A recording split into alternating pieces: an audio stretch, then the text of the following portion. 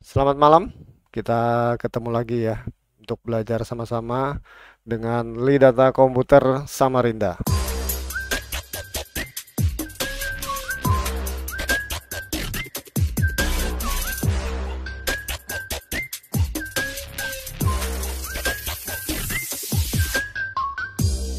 Selamat malam ya.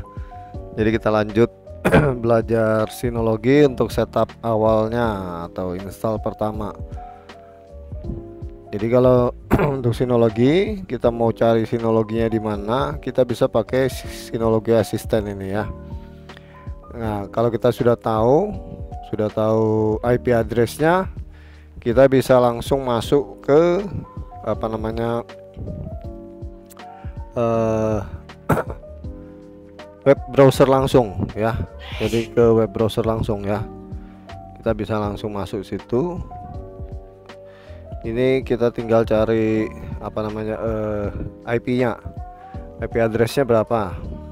Karena sinologi saya tahu IP addressnya, kita langsung aja 192.168.1.7. Nah, portnya 5000. Jadi sinologi ini portnya 5000 ya, 5000 sama 5001. Nah ini interface dari DSM atau di Station Manager punya sinologi. Ini background dari interface-nya ini ya, saya ganti. Defaultnya bukan ini, gantinya di mana ya, di sini personal. Ini kalau di personal ini kita lihat, ini ada nama sinologinya, kita bisa rubah. Terus email untuk sinologinya kita juga bisa rubah ya.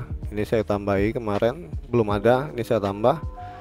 Terus security-nya mau 1 authentication atau 2 authentication, itu bisa. Display, nah ini gambar ini bisa kita ganti ya. Ini kalau kita mau ganti apa, ke defaultnya kan gambarnya ini, gambar awalnya ini, kita bisa ganti ya. Jadi misalkan kita mau pakai ini, nanti dia ganti. Nah ini dia ya, ini defaultnya. Tapi kalau kita mau gambar yang kita punya sendiri ya, yang kita ambil gitu ya, ini bisa ambil dari luar juga bisa ya. Nah ini untuk displaynya ya. Terus date formatnya kita bisa ganti, time format juga, ukuran ikonnya juga bisa. Terus email delivery, kuota, sama other. Ya itu untuk personalnya. Kemudian kalau kita lihat di sini kan sudah ada ikon-ikonnya aplikasi atau package-nya ya. Ini kalau kita lihat di menu ya, main menu, ini main menu. Ini ada, ini package center tadi yang ada, terus control panel ya seperti setting ya. File station ini browsernya ya atau explorernya ya. Ya, ini explorernya untuk lihat file. Storage manager untuk pengaturan hard disk. Ini resource monitor ya, biasa untuk melihat resource kita atau PC kita atau sinologi kita. Security advisor, log center ini untuk catatan-catatan. Ini yang kalau kemarin di video saya yang pertama ini ada si apa YouTuber itu, NAS-nya kan katanya dihack, dia lihat dari log center ya. Ini support center, active insight ya. Authentication service, Sun Manager, universal set, USB copy, ini copy untuk USB, sinologi foto ya, yang saya bilang untuk foto, sinologi drive ini kayak Google Drive. Ya udah, ini sinologi drive admin konsolnya. Nah ini kita lihat yang ini dulu dah, storage manager. Ini storage manager ya, hadis saya cuma 1 ya, karena hadisnya 1. Sebenarnya kan apa namanya sinologi yang 224 ini kan B-nya 2 tuh ya, ada 2 B kan. Nah ini ya, ini 2 B, cuman saya isi 1. Karena saya isi 1 ya, di storage poolnya ini ya 1 ya. Jadi di storage poolnya ini cuma ada satu. Kalau saya isi dua nanti keluar dua. Nah, ini kalau kita tulis ini storage poolnya ya, storage poolnya. Baru nanti ada volumenya. Ini volumenya untuk harddisk itu. Ini storage pool ini kita bisa dibagi beberapa volume sebetulnya ya. Infonya di sini. Ini write tipe. Write tipenya saya pilih SHR atau Synology Hybrid Thread. Without data protection, tanpa proteksi data ya. Jadi saya isinya SHR saja. Jadi SHR itu bukan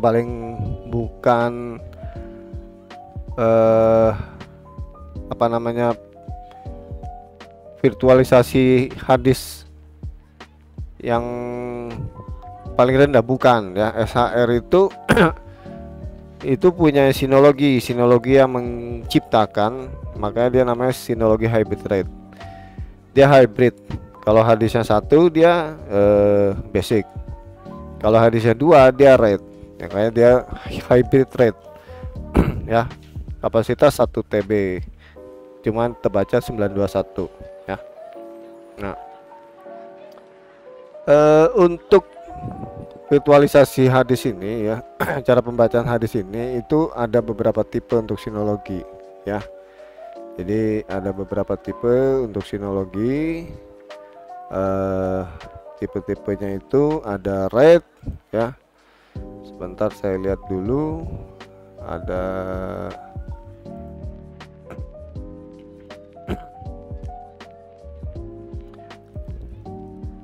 tipenya, ada RAID, ada SHR ya. Terus ada basic,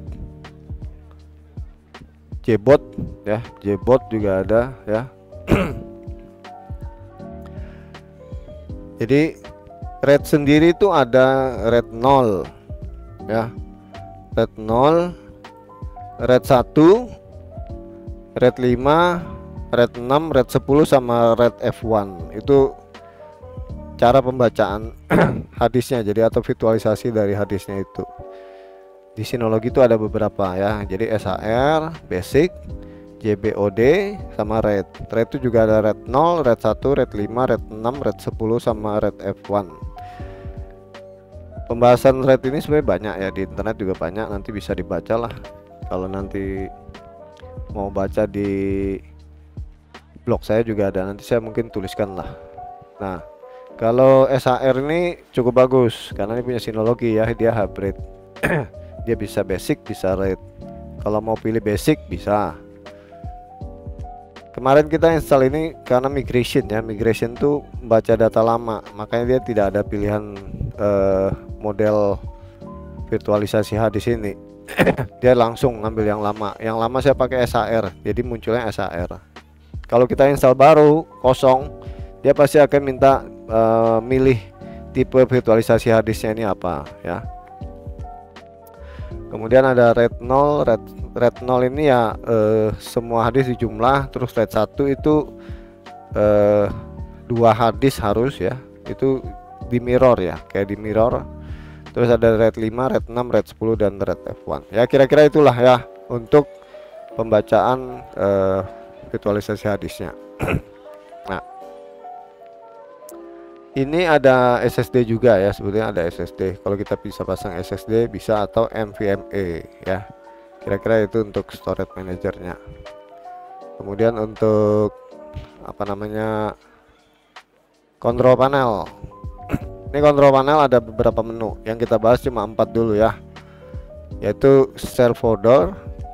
Share folder ini ya, jadi folder yang mau di share, terus file service, user and group sama domain ya. Kalau share folder ini ini folder yang mau kita share atau kita bagikan. Ini hubungannya nanti sama, sebentar, ini file session ya. Dengan file session dia hubungannya di situ.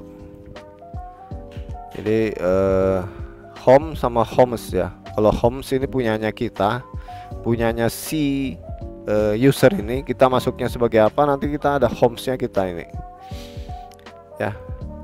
Sorry, kalau home itu punya kita, kalau homes ini keseluruhan ya. Jadi keseluruhan dari user tuh bisa kita baca, karena saya kan masuk sebagai admin, jadi saya bisa baca semua. Nah ini kan kita lihat, ini ada admin, ini admin demo. Ini admin demo nih admin yang lama. Ini juga sudah di nonaktifkan mestinya. Ini bisa dihapus. Karena admin lama ini kita hapus boleh ya. Saya delete. Nah ini sisa admin sama admin demo. Ini untuk homes ya. Terus kalau kita mau bikin folder baru bisa di sini ya, bisa di yang tadi file station ya, ini bisa. Ini kan hadisnya ya. Ini masuknya nanti di home, di tempatnya kita. Kalau ini dari luar keseluruhan. Ini kalau kita create ya, create shell folder.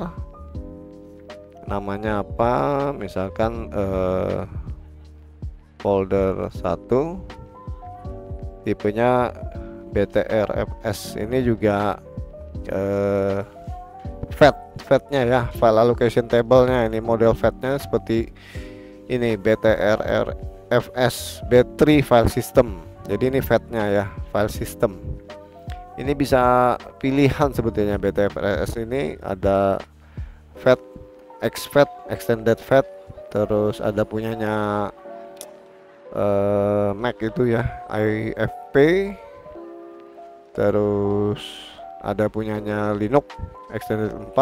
Nah ini BTRFS ini bisa macam-macam membaca ya. Kebanyakan sih disuruh pakai BTRFS lebih bagus ya. Oke, ini protect this cell. Nah ini encrypt yang saya cerita kemarin ya. Kalau foldernya kita encrypt ya, kalau foldernya kita encrypt nanti tuh ada anunya, ada passwordnya ya. Ini kalau kita encrypt nanti ada passwordnya. Kalau ada passwordnya, kita harus ingat passwordnya itu. Kalau kita lupa, datanya tidak akan bisa dibaca karena sudah di encrypt. Nah kalau kemarin yang si hacker itu, kalau dia masuk ya, dia masuk ke dalam Synology sebagai admin, itu satu folder bisa di encrypt sama dia ya, atau beberapa folder. Kalau sudah di encrypt, orang yang tidak tahu passwordnya tidak akan bisa baca ya. Jadi kalau kita mengencrypt ya kita harus hati-hati. Ini password harus kita ingat, karena kalau kita lupa, file yang kita encrypt itu akan tidak bisa kita baca walaupun kita pemiliknya ya. Jadi saya skip. Terus enable data checksum. Ini checksumnya ya, untuk checksum itu untuk apa namanya, pengecekan data ini benar atau enggak, itu checksum. Ini conteng boleh, dan conteng juga boleh ya. Kalau conteng tentunya dia makan harddisk lagi ya. Enable self folder kuota. Ini kuota untuk self folder. Ini folder ini mau kita, ini kan kita share, ini mau diisi sampai berapa GB gitu, karena kan harddisk kita kan terbatas. Kalau kita conteng kita bisa isi ini berapa GB, tapi kalau enggak itu unlimited ya. Oke. Oh ini dia. Nah ini permissionnya. Jadi siapa yang boleh mengakses guest ini kan? Nah ini guest sudah no access. Admin ini masih ada. Nanti saya lihat admin ini apakah aktif atau deaktif. Sekarang yang lead data demo ini, username ini tadi admin juga. Ini dia bisa retweet ya. Jadi dia bisa retweet karena dia administrator. Atau kita conteng di sini boleh ya. Oke. Nah ini foldernya ya. Ini folder. Nanti kalau di ini ya, di file session, foldernya nanti muncul. Nah ini dia ya. Jadi folder yang kita share nanti muncul di sini. File-file apa yang ada di dalam foldernya nanti bisa kita baca. Karena saya masuk sebagai admin. Kalau saya masuk tidak sebagai admin, folder ini tidak bisa saya baca, saya tidak bisa lihat. Atau folder ini bisa saya baca tapi saya tidak bisa tulis, saya juga bisa baca aja tapi tidak bisa tulis di dalam folder ini. Dia begitu ya. Jadi itu susunan atau permissionnya ya, otoritasnya, privilege dari usernya bagaimana ya. Oke. Jadi ini ya, ini create, edit, ini edit datanya aja ya, mau diedit apa ya. Ini ada encryptionnya ya, advanced permission sama NFS permission ya. Ini edit, delete. Ini kalau kita mau hapus foldernya. Ini encrypt. Kalau kita mau encrypt ya, ini ada key manager. Nah ini ya, key manager allow to manage key encryption. Ini kalau kita banyak password, kita bisa masukkan di key manager ya. Nanti dimasukkan ke dalam USB itu untuk data password kita ya. Kalau banyak kan bingung juga, kita lupa. Terus ini actionnya, ini bisa empty recycle bin dan lain-lain ya. Nah, ini shell folder, kemudian file service. File service ini kalau kita sharing file di Windows ya, itu kan kita bisa baca komputer lain ya, komputer yang ada di dalam jaringan kita ya, yang di share. Jadi yang foldernya di share oleh PC A itu bisa dibaca oleh PC B. Contoh ya, misalkan sales dengan gudang, folder yang di sales yang di share itu bisa dibaca gudang. Nah ini cara pembacaannya atau file service-nya ya. Ini kalau SMB ini untuk Windows ya, SMB ini Windows, Mac juga bisa ya SMB. Cuma ini pembacaan oleh atau sistemnya ini di kalau tidak salah dibuat oleh Windows ya SMB. Ini server message block, ini punyanya si Windows. Modelnya seperti gitu. Ini ada workgroup ya, ada workgroupnya, mau dikasih nama apa. Nah nanti kalau di PC kita tulisnya // lidata demo ya.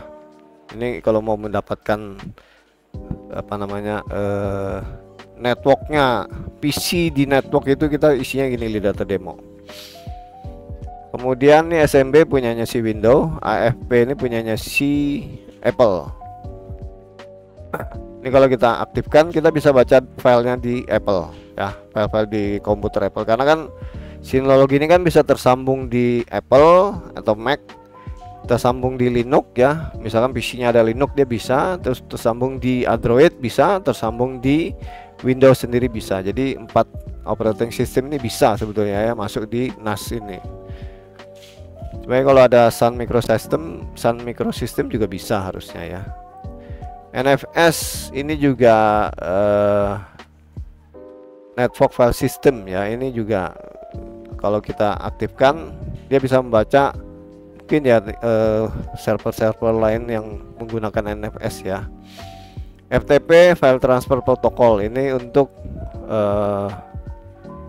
copy file ya, sederhananya untuk copy file. Ini file transfer protocol. Asynchronous ini service untuk si Synology NAS ini ya, dia untuk backupnya. Jadi proses backup ini harus diaktifkan kalau kita backup ya.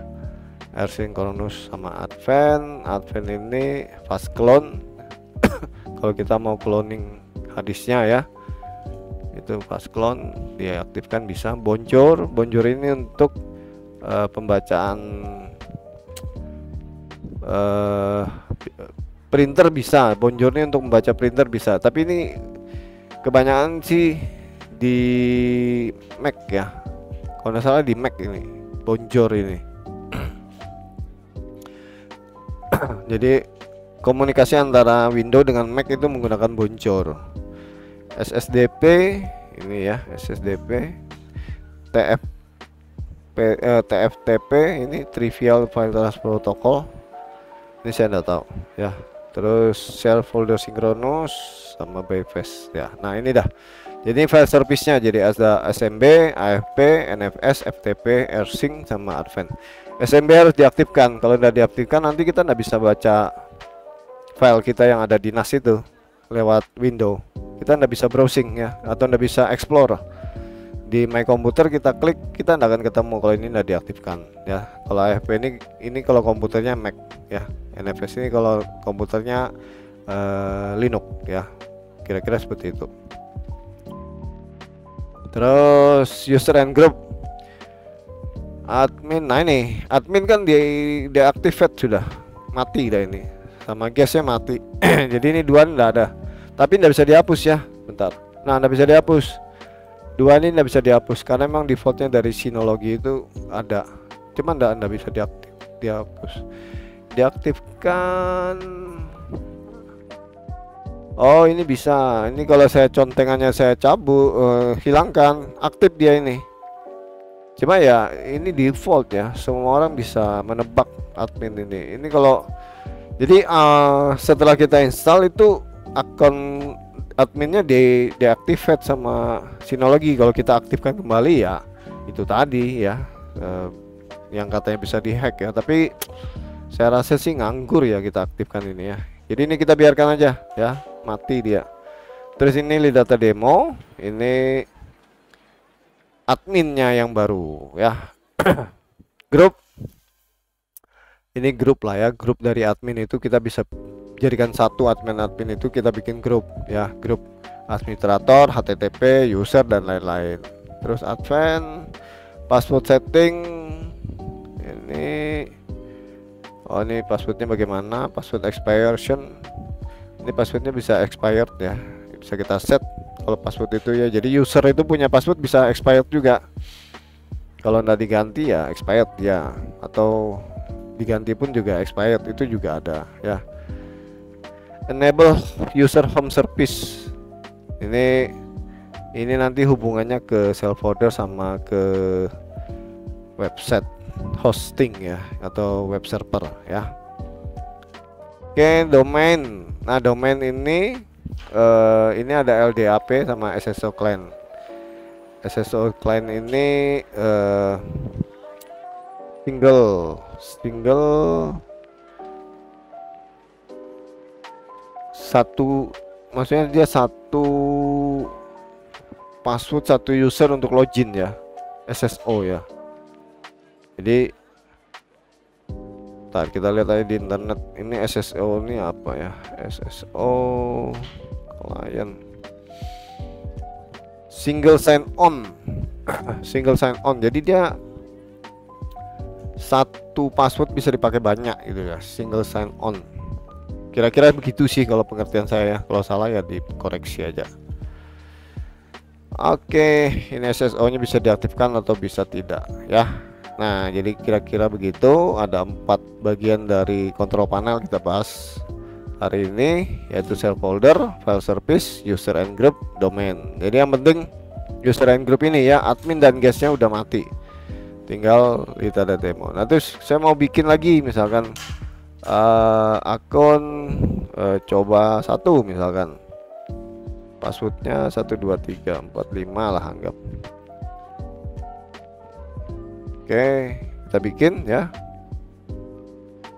Wah, ini nggak bisa, dia harus 678 pagar, 12345 678 pagar. Wah, nggak bisa, dia harus mix ya, mix. Misalkan saya bikin lead data 12 pagar, lead data 12 pagar.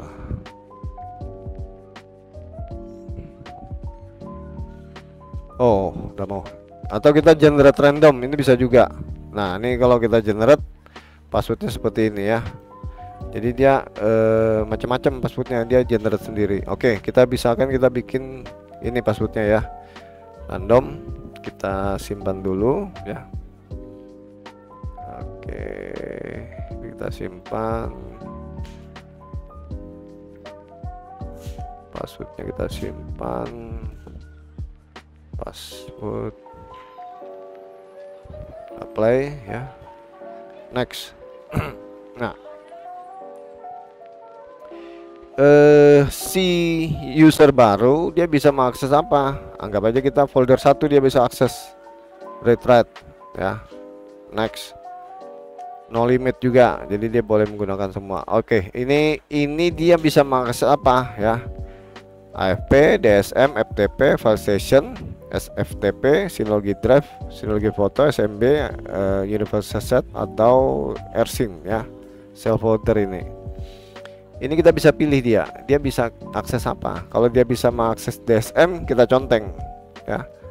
Jadi dia bisa ini mengakses DSM. Kalau kita mau drive, oke, drive sama foto misalkan ya. Jadi dua ini dia bisa. Nanti SMB juga bisa misalkan. Jadi kita anu aja, kita next, udah ketemu user baru. Ini username baru, coba satu, passwordnya tadi ada ya. Kalau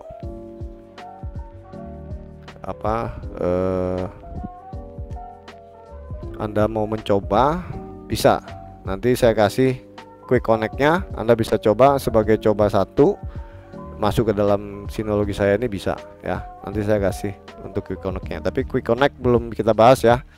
Quick connect kita bahas di sini, external access nanti besok. Ini kita bisa bikin quick connect supaya orang luar bisa mengakses Synology saya ya. Oke, kira-kira itu tadi user yang sudah kita tambah. Next, besok kita akan belajar yang 4 ini, external access, network, security, sama terminal SNMP. Oke, kira-kira itu aja. Terima kasih. Oke.